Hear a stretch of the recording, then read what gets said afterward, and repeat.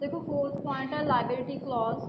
According to companies act के according the liability clause of the companies limited by shares और by guarantee must state that liability is limited. Company act 2013 के according जो liability clause है, ठीक है, companies जो limited है shares के द्वारा, मतलब जहाँ पे लाइबिलिटी लिमिटेड है शेयर्स के द्वारा या गारंटी के द्वारा, उनको बताना चाहिए कि हमारी लाइबिलिटी लिमिटेड है शेयर्स से या गारंटी से। In the company limited by shares, अगर कंपनी लिमिटेड है शेयर्स से, liability clause mean that share holders of the company will be liable for the face value of the shares purchased bye them. अगर company limited है बेटे shares की amount से, ठीक है, जितनी उन्होंने मतलब शेयर्स की पेंडिंग उनके पैसे हैं वहाँ तक ही वो उनकी लाइबिलिटी लिमिटेड है। जे बेटे हमें लाइबिलिटी क्लॉज बताएगा। It means that a company can not receive any amount over and above the face value of the shares in its life time. ठीक है, इसका मीनिंग ये है कि जो कंपनी है वो शेयर्स की फेस वैल्यू से ज़्यादा पैसे किसी से डिमांड नहीं कर सकती अपने लाइफ टाइम में। For example if a person purchase 5 shares of 100 each, एक पर्सन ने 5 शेयर परचेज किया, हर एक शेयर की प्राइस 100 है। He can not be called upon two पे अबव 500, तो उससे बेटे 500 से ज़्यादा पैसे कंपनी नहीं ले सकती, even if the company bound out, चाहे कंपनी बंद हो जाए। In the absence of a company limited by guarantee, limited liability means the liability of the members is equal to amount of guarantee given at the time of binding up of a company। ठीक है, अगर मतलब company share से limited नहीं है तो ये माना जाएगा कि कंपनी गारंटी से लिमिटेड है। लिमिटेड लाइबिलिटी का मीनिंग है कि जो लाइबिलिटी होगी मेंबर्स की वो उनकी गारंटेड अमाउंट तक इक्वल होगी। जैसे कि मान लो मैंने किसी कंपनी को बोल दिया कि जब कंपनी बंद होगी उस टाइम पे मैं 20,000 कंपनी को पे करूँगी, ठीक है, तो मेरी लाइबिलिटी कहाँ तक सीमित है, जस्ट 20,000 तक। A company limited by guarantee must specially mention the amount of guarantee. ठीक है, जो कंपनी गारंटी से लिमिटेड होती है तो वहाँ पे बेटे अमाउंट स्पेशली मेंशन की जाएगी, जैसे मैंने अभी आपको एग्जांपल दी है। But in case of guarantee the liability of the shareholders is limited to the face value of shares subscribed by them along with the amount of guarantee given by them। अगर company share से भी limited है guarantee से भी limited है तो वहाँ पे बेटे शेयर होल्डर्स पहले तो फेस वैल्यू तक उनकी मतलब जो गारंटी है वो लिमिटेड होएगी। जैसे कि मान लो मैंने 5 शेयर परचेज किए थे कंपनी में, एक शेयर की प्राइस 100 थी तो मैंने 500 पे करने थे, ठीक है, उसमें से मैं 300 ऑलरेडी पे कर चुकी हूँ कंपनी को, तो फेस वैल्यू कितनी है शेयर्स की, जस्ट 500, तो मैं मेरी लाइबिलिटी कितनी है अभी, जस्ट 200 रिमेनिंग है, तो मैंने 200 और पे करने हैं कंपनी को प्लस गारंटेड अमाउंट। ठीक है, गारंटी मैंने कितनी अमाउंट की दी है, 20,000 की, तो मैंने जब कंपनी बंद होगी टोटल कितना पे करना है कंपनी को, 20,200। तो ये सारा बेटे क्लियरली मेंशन किया जाएगा। और in case of winding up, जब कंपनी बंद होती है, if a company is unable to pay its creditors, अगर कंपनी अपने क्रेडिटर्स को पे करने से अनेबल है, then its members can be called upon, तो उनके मेंबर्स को बुलाया जाएगा to pay the value of its shares, कि वो अपने शेयर्स की वैल्यू की पेमेंट करें along with the amount of guarantee given bye them, साथ ही साथ वो गारंटेड अमाउंट भी पे करेंगे। नेक्स्ट है बेटे capital clause. In case of the company, ठीक है, उस कंपनी के केस में हैविंग शेयर कैपिटल, जिनकी शेयर कैपिटल है, इट इज़ नेसेसरी, ये जरूरी है कि that its memorandum of association must mention that as to what will be the authorised capital of the company. Authorised capital होती है बेटे मैक्सिमम कैपिटल, ठीक है, जिसको कंपनी अपने लाइफ टाइम में इशू कर सकती है, इसको रजिस्टर्ड कैपिटल भी बोल सकते हैं, इससे कंपनी की रजिस्ट्रेशन होती है, तो वो भी मेंशन की जाएगी कैपिटल क्लॉज में। ठीक है, और वो कितने नंबर ऑफ शेयर्स में डिवाइडेड है वो भी बताया जाएगा। जैसे कि मान लो मेरी अथॉराइज्ड कैपिटल है जो मेरी कंपनी की वो 5 लाख है, ठीक है, रुपीज़ 5 लाख, तो कितने नंबर ऑफ शेयर्स में इसको डिवाइड करूंगी बेटे, प्राइस पे डिपेंड करता है। अगर मान लो मैंने एक शेयर की प्राइस ₹10 रखी है तो नंबर ऑफ शेयर्स कितने आ जाएंगे, 50,000। ठीक है, अगर आपने एक शेयर की प्राइस ₹100 रख ली तो आपके नंबर ऑफ शेयर्स आ जाएंगे 5,000।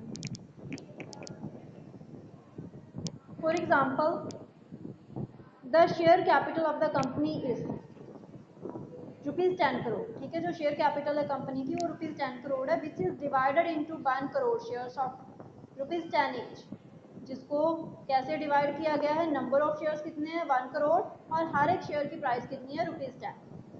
It will not be necessary to mention different classes of shares, अलग अलग तरह के शेयर्स की क्लासेस को मेंशन करना कंपल्सरी नहीं है। हमारे दो तरह के शेयर्स होते हैं मेनली बेटे, एक equity share and then preference share. फिर प्रेफरेंस शेयर्स की आगे कुछ टाइप्स होती हैं, उनको मेंशन करना जहाँ पे कंपल्सरी नहीं है, because its details are mentioned in the memorandum of association, क्योंकि वो मेमोरेंडम ऑफ एसोसिएशन में दी गई है।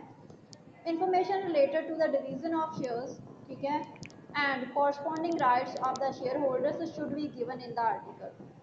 जो बेटे आपके शेयर्स की डिवीजन से रिलेटेड इंफॉर्मेशन है कि कैसे डिवाइड करोगे आप अपने शेयर्स को, ठीक है, और शेयर होल्डर्स के क्या राइट होंगे वो भी आप कैपिटल क्लॉज में मेंशन करोगे। A company in its lifetime cannot issue shares beyond its registered or authorized capital.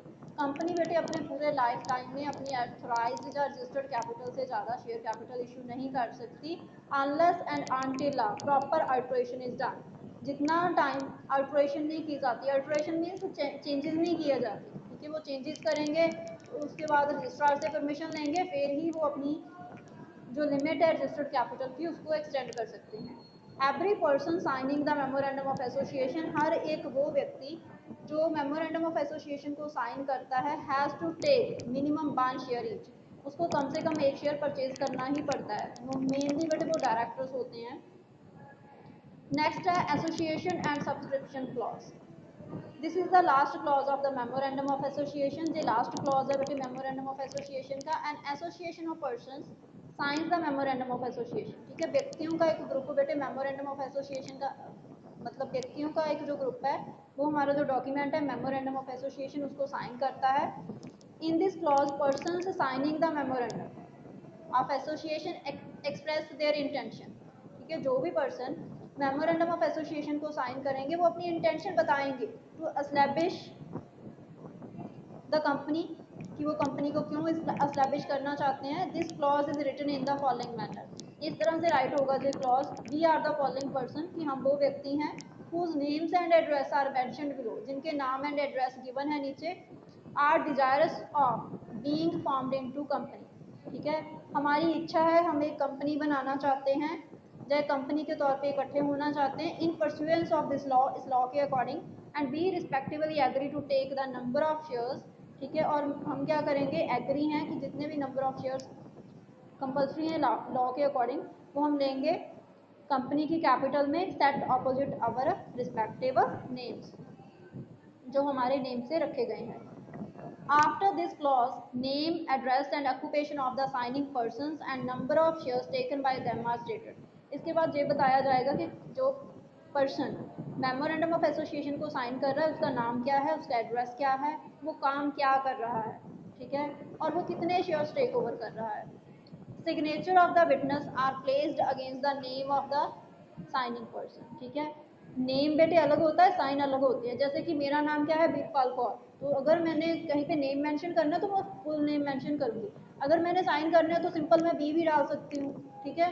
तो वो मतलब अपने नाम के सामने बिल्कुल साइन करेंगे। और कई पर्सन ऐसे होते हैं जो साइन और नेम दोनों को सेम ही रखते हैं, मतलब नेम में भी फुल नेम तो राइट होगा ही और साइन भी फुल ही करते हैं वो। Signature of the witness are placed against the name of the signing person। बेटे ये आपका मेमोरेंडम ऑफ एसोसिएशन था, ठीक है। नेक्स्ट है बेटे देखो topic article of association. The article of association is the second important document which is prepared by the promoter, ठीक है। आर्टिकल ऑफ एसोसिएशन हमारा सेकेंड इंपॉर्टेंट डॉक्यूमेंट है जिसको प्रमोटर्स प्रिपेयर करते हैं for the purpose of incorporation, company की registration के लिए। It is presented before the registrar, इसको रजिस्ट्रार के सामने प्रेजेंट किया जाता है अलॉन्ग विद अदर डॉक्यूमेंट्स, ठीक है, दूसरे डॉक्यूमेंट्स के साथ साथ। The articles of association of the company is prepared in accordance with the Companies Act 2013 and Memorandum of Association of the company। जो आप बेटे आर्टिकल ऑफ एसोसिएशन प्रिपेयर करोगे उसको आप प्रिपेयर करोगे कंपनी एक्ट के रूल्स रेगुलेशंस को ध्यान में रखते हुए, और साथ ही साथ जो मेमोरेंडम ऑफ एसोसिएशन में ऑब्जेक्टिव बताए गए हैं, ठीक है, उनको भी आप कंसिडर करोगे आर्टिकल ऑफ एसोसिएशन प्रिपेयर करते time. It is an assisting document, ठीक है, जो एक असिस्टिंग डॉक्यूमेंट है, एक हेल्पिंग डॉक्यूमेंट है to the memorandum of association. Memorandum of association का the articles of association contains internal rules of the company. जो आर्टिकल ऑफ एसोसिएशन होता है बेटे, इसमें कंपनी के रूल्स होते हैं, ठीक है, इंटरनल रूल्स होते हैं, which can be shed as the assisting rules, जिनको हम असिस्टिंग हेल्पिंग रूल्स बोलते हैं मेमोरेंडम ऑफ एसोसिएशन के।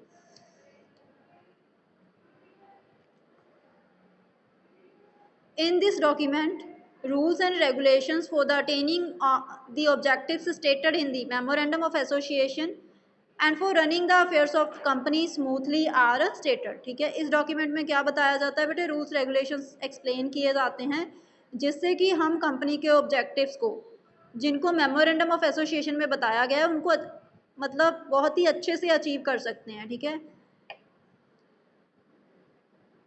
and the articles tells the ways and modes of attaining the objects of the company। and जो article of association है वो हमें बताता है कि क्या वे है, किस तरह हम कंपनी के ऑब्जेक्टिव्स को अचीव कर सकते हैं।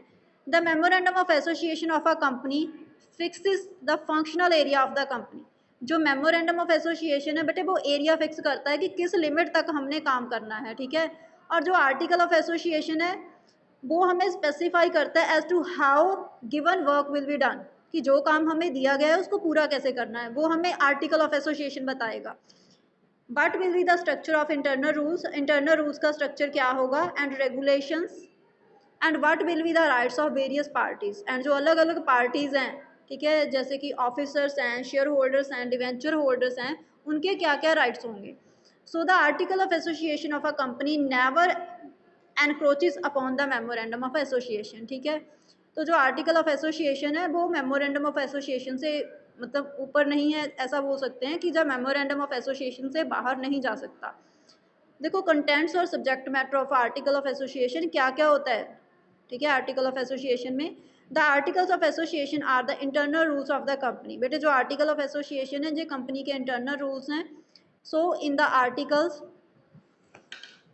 ऑफ एसोसिएशन, तो जो आपका आर्टिकल ऑफ एसोसिएशन है, all such things are stated, इसमें वो सारी चीज़ें बताई जाती हैं which have a bearing on the company's internal management, ठीक है, जिनका इफेक्ट कंपनी के इंटरनल मैनेजमेंट के ऊपर पड़ता है एंड एडमिनिस्ट्रेशन के ऊपर। Generally every company prepare its article of association. साधारण तौर पे बेटे हर एक company article of association prepare करती है अकॉर्डिंग टू इट्स रिक्वायरमेंट्स, अपनी ज़रूरत के अनुसार। So the contents of the article of association, तो जो कंटेंट्स होते हैं आर्टिकल ऑफ एसोसिएशन के अलग अलग कंपनीज़ के लिए मे बी डिफरेंट, वो अलग अलग हो सकते हैं सारी कंपनीज़ के लिए। Generally table F is considered to be a standard structure, ठीक है। साधारण तौर पे अगर एक मतलब स्टैंडर्ड फॉर्म है, एक टेबल एफ है, उसको सही माना जाता है कि उसी में आर्टिकल ऑफ एसोसिएशन बना हो। And on the basis of it, इसके आधार पे various rules and sub rules are prepare, ठीक है, बहुत सारे rules and sub rules prepare किए जाते हैं। The following points are mentioned generally in a company's article of association. Company के आर्टिकल ऑफ एसोसिएशन में बेटे क्या क्या रूल्स होने चाहिए। Mode of ratification of preliminary contracts, ठीक है, जो आपके पहले से किए हुए कॉन्ट्रैक्ट्स हैं उनको आप रेक्टिफाई कैसे कर सकते हो, उनमें सुधार कैसे कर सकते हो। Division of various types of shares and rights of share holders, जो अलग अलग तरह के शेयर्स हैं एंड जो शेयर होल्डर्स के राइट्स हैं उनकी डिवीज़न आप कैसे करोगे, शेयर्स को कैसे इशू करोगे और किस तरह अलॉट करोगे। मिनिमम सब्सक्रिप्शन कितनी होगी, मिनिमम 90% ही होती है बेटे। Method of issuing share certificate, share certificate आप कैसे इशू करोगे। Rules regarding calls on shares, ठीक है, जो शेयर्स हैं उनके ऊपर कॉल्स की क्या मतलब रूल्स होंगे। इंस्टॉलमेंट्स कैसे कैसे रिसीव होंगी शेयर्स की। मोड ऑफ इंक्रीज डिक्रीज और रीस्ट्रक्चरिंग ऑफ शेयर कैपिटल, अगर आप शेयर कैपिटल को इंक्रीज करना चाहते हो, डिक्रीज करना चाहते हो, जो उसको रीस्ट्रक्चर करना चाहते हो, रीस्ट्रक्चर भी बेटे इंक्रीज डिक्रीज ही होता है, ठीक है, तो वो आप कैसे करोगे। अंडर राइटिंग कमीशन आप कैसे पे करोगे, ठीक है, मैंने बताया था कि अंडर राइटर्स होते हैं जो हमारे शेयर्स को सेल परचेज करने में हमारी हेल्प करते हैं, तो वो कमीशन बेसिस पे काम करते हैं, ठीक है, उनको कमीशन पे करती है कंपनी, तो वो कमीशन कैसे पे करना है। Payment of commission and brokerage on shares and debentures, debentures and shares के ऊपर कमीशन एंड ब्रोकरेज कैसे पे करोगे आप। Consolidation and division of shares, ठीक है, शेयर्स को इकट्ठा कैसे करोगे, डिवाइड कैसे करोगे। Rules regarding meetings of company, quorum, adjournment, proxy, poll and chairman, ठीक है, जो आपकी मतलब कंपनी की मीटिंग होगी उसके रिगार्डिंग रूल्स आएंगे। कोरम मीन्स कितने मेंबर होंगे मीटिंग में, ठीक है। एडजोरमेंट, एडजोरमेंट का मीनिंग है बेटे कि आपके रेस्ट इंटरवल्स कब कब होंगे। अगर मीटिंग हो रही है कॉन्टीन्यूसली, ठीक है, तो कितने कितने टाइम के बाद रेस्ट इंटरवल्स मिलेंगे आपको। Proxy, Paul and chairman. Appointment of auditors, ठीक है, ऑडिटर्स की अपॉइंटमेंट कैसे करोगे। ऑडिटर्स होते हैं जो आपके अकाउंट्स को चेक करते हैं, उनकी पावर्स क्या होंगी, ड्यूटीज़ क्या होंगी और उनको कितनी सैलरी दोगे आप। Provisions relating to appointment of the manager, managing director, treasurer, secretary, ठीक है, अगर आप मैनेजर को अपॉइंट कर रहे हो तो क्या क्या प्रोविजंस होंगे। मैनेजिंग डायरेक्टर्स को अपॉइंट कर रहे हो तो उसके रिगार्डिंग क्या प्रोविजंस होंगे। ट्रेजर खजांची होता है बेटे, अभी के टाइम में नहीं होता, पहले होता था, अभी तो अकाउंटेंट होता है, ठीक है। और secretary. Rules regarding use of common seal, जो स्टैंप होएगी उसको कैसे यूज़ किया जाएगा। Method of keeping and writing books of accounts, ठीक है, बुक्स हैं जो आपकी उसको आप कैसे मेंटेन करोगे। कैपिटलाइजेशन ऑफ प्रॉफिट्स, अगर प्रॉफिट्स को इकट्ठा करना है तो कैसे करोगे। Procedure for forfeiture and re issue of shares, ठीक है, अगर बेटे जिस पर्सन को आपने शेयर्स इशू किए हैं वो आपको इंस्टॉलमेंट्स पे नहीं कर पाया, ठीक है, फर्स्ट टू इंस्टॉलमेंट्स उसने पे कर दिया, आफ्टर दैट वो पेमेंट नहीं कर पाया तो उससे कंपनी शेयर वापस ले लेती है, ठीक है। और जो उससे पैसे लिए होते हैं वो भी नहीं उसको वापस करती, शेयर भी उससे वापस ले लिए जाते हैं, तो उसको फॉरफीचर ऑफ शेयर्स बोला जाता है। देन कंपनी उन शेयर्स को वापस लेके उनको अगेन किसी और को सेल कर देती है। जैसे कि मान लो हमने एक बाइक परचेज की, ठीक है, एक कंपनी से इंस्टॉलमेंट बेसिस पे, ठीक है, उसके 10 इंस्टॉलमेंट्स बने, हमने फर्स्ट 3 इंस्टॉलमेंट्स तो पे कर दिए, उसके बाद हम इंस्टॉलमेंट्स नहीं पे कर पाए, तो कंपनी क्या करेगी, जो इंस्टॉलमेंट्स हमने पे किए हैं वो भी हमें वापस नहीं करेगी और हम हमारे घर से हमारा बाइक भी उठा के ले जाएगी और उस बाइक को वो किसी और को सेल कर देगी। तो वो बेटे आपका फॉरफीचर एंड री इशू का केस होता है। रूल्स रिगार्डिंग प्रपोजल्स, अगर कोई मतलब प्रपोजल आपको मिल रहा है, ठीक है, किसी चीज़ को मैन्युफैक्चर करने के लिए, तो उससे रिलेटेड क्या रूल्स होंगे। मेंबर्स के पास वोटिंग राइट कितने होंगे। अगर आप लोन ले रहे हो तो आपके पास कितनी पावर है और कितनी लिमिट तक आप लोन ले सकते हो, ठीक है। Power of board of directors, board of directors की क्या पावर होएंगी। Declaration of dividend and rules regarding its payment, dividend आप कब कब डिक्लेयर करोगे और क्या रूल्स होंगे। डिविडेंड होता है बेटे जब आपने शेयर इशू किए हैं, ठीक है, लोगों से पैसा इकट्ठा किया है तो उसके ऊपर आपको कुछ रिटर्न्स उनको देनी पड़ेगी, कुछ आपको उनको इनकम देनी पड़ेगी, तो उसको डिविडेंड बोला जाता है, ठीक है। प्रॉफिट का कुछ पार्ट आप शेयर होल्डर्स में डिवाइड कर देते हो as an interest form. Interest नहीं बोल सकते हम, मैं आपको समझाने के पर्पज से बोल रही हूँ। इंटरेस्ट, जैसे कि हमें इंटरेस्ट मिलता है बैंक में मनी डिपॉजिट करने से, उसी तरह शेयर होल्डर्स को शेयर्स में पैसा इन्वेस्ट करने से डिविडेंड मिलता है। तो कंपनी मतलब डिसाइड करेगी कि वो कब डिविडेंड डिक्लेयर करेंगे, ठीक है, और कब उसको पे करेंगे, क्योंकि जब डिक्लेयर किया जाता है उसी टाइम पेमेंट नहीं होती। डिक्लेयर करना मीन्स जस्ट डिसीजन लेना, पेमेंट बाद के टाइम में होती है। Rules regarding the maintenance of reserve end funds, ठीक है, जो रिजर्व्स एंड फंड्स हैं उनको कैसे मेंटेन किया जाएगा। Procedure for winding up of the company, company को कैसे बंद किया जाएगा। बेटे आपका आर्टिकल ऑफ एसोसिएशन जहाँ तक फिनिश है,